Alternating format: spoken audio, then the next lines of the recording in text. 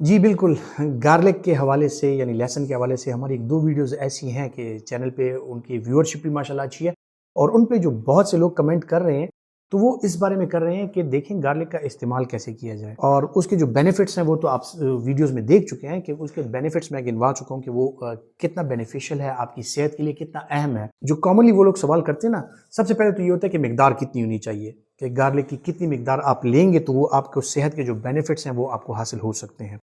मिकदार के हवाले से देखें अगर मैं बात करूं तो आपका जो डेली रूटीन है और आपकी सेहत के लिए तकरीबन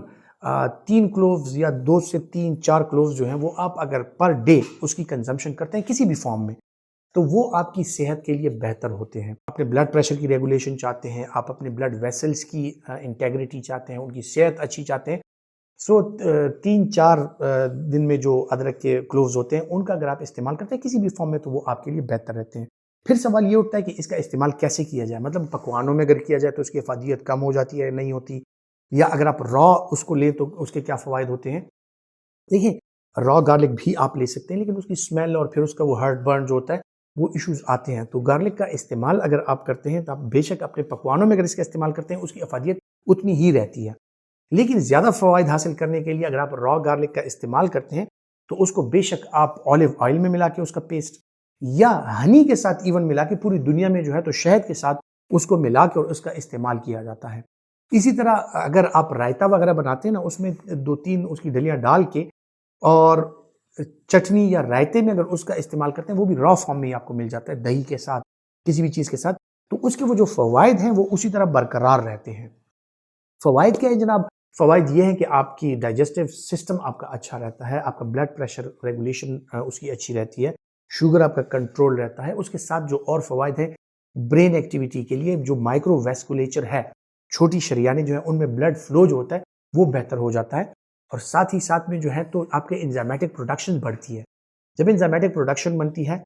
यूँ समझ लें कि एक स्टिमुलेंट सब्सटेंस है और आपकी जो मेटाबॉलिज्म है, मेटाबॉलिक रेट है वो बढ़ जाता है। इसके साथ आपके जो तमाम हार्मोन्स होते हैं,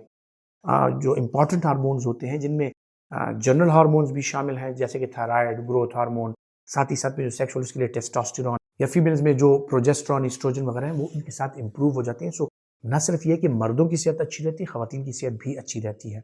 इसी तरह अगर आप स्टर फ्राई करके उसको किसी चीज़ का तड़का लगाते हैं, किसी चीज़ को गार्लिक का तड़का लगाते हैं, वो भी उतना ही आपके लिए फ़ायदेमंद साबित हो सकता है, मतलब उसकी अफादियत कम नहीं होती। सो आप रॉ फॉर्म में भी ले सकते हैं, दही लस्सी वगैरह में मिला के आप उसको हनी के साथ ले सकते हैं, ऑलिव ऑयल के साथ ले सकते हैं। अब इन चीज़ों के साथ अगर आप उसको मिलाते हैं तो एक तो गार्लिक के जो इफ़ेक्ट्स हैं और जो फ़वाइद हैं वो आपको हासिल होते हैं और जो शहद के या जो ऑलिव ऑयल के फ़वाइद हैं, दही के जो फ़वाइद हैं, वो एक्स्ट्रा आपको हासिल हो जाते हैं। सो इसमें ये होता है ना कि आप एक चीज़ को वो अल्लाह ताला ने बेहतर बनाई है,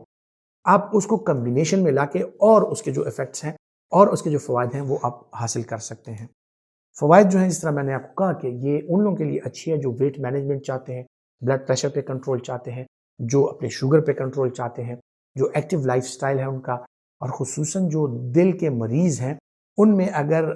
लहसुन का इस्तेमाल ज़्यादा हो, जिन तरीक़ों से मैंने बताया और जिस मिक़दार में मैंने बताया,